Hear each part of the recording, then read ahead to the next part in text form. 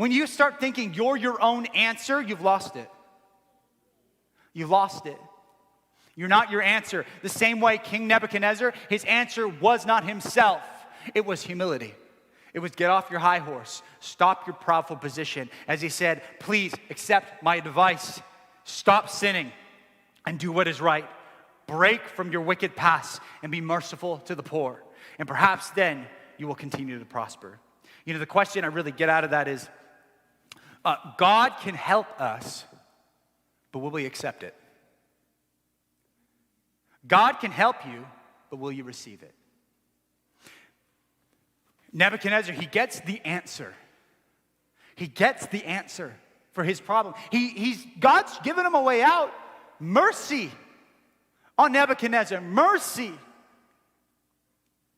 But in his prideful heart, because the heart hasn't changed, he denies mercy.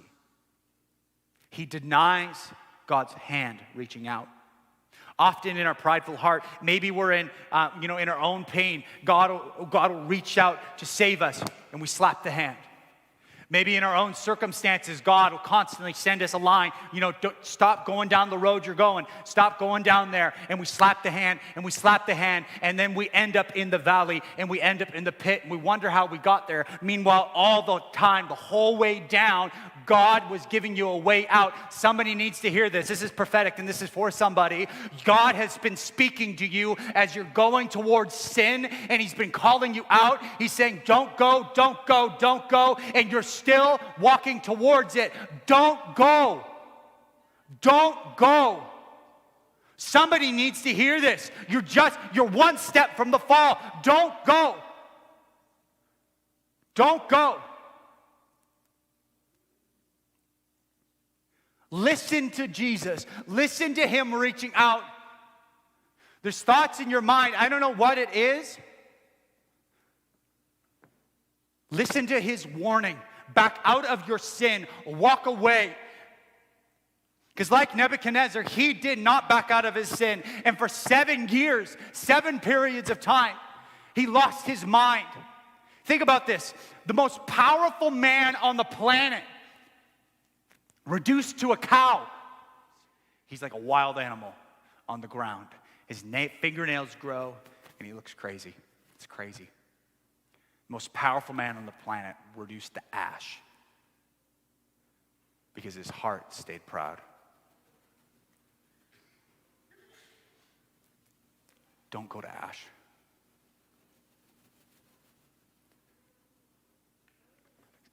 Seriously, don't be like Nebuchadnezzar. Because the pride of your own heart will lead your life to looking like something wild. To looking like something crazy. And this is often what happens with people, is the pride of their own heart makes them believe that they can remain in their sin and keep going and keep going and keep going and keep going. And eventually, because of their sin, they find themselves in something that looks less than beautiful. They find themselves in something that looks wild.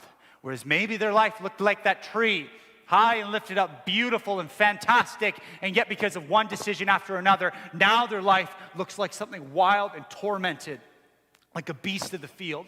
And you look at your world and you wonder, how did you get there? Because we began to believe in our heart.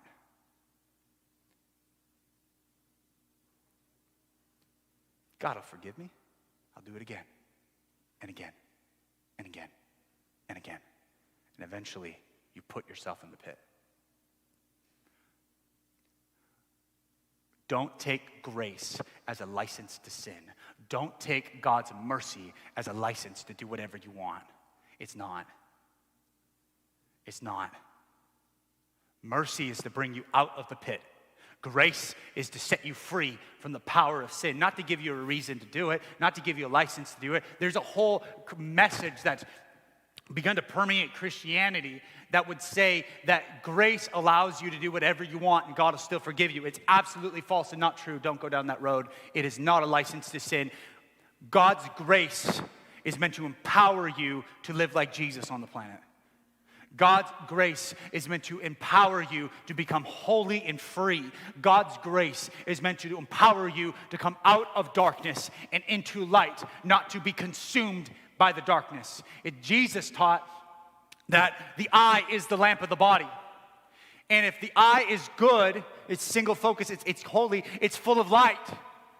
But if your eye becomes twisted, it's the eye, how you think, how you act, how you live, becomes twisted, your whole body will be full of darkness. And if the light within you is darkness, how great is that darkness?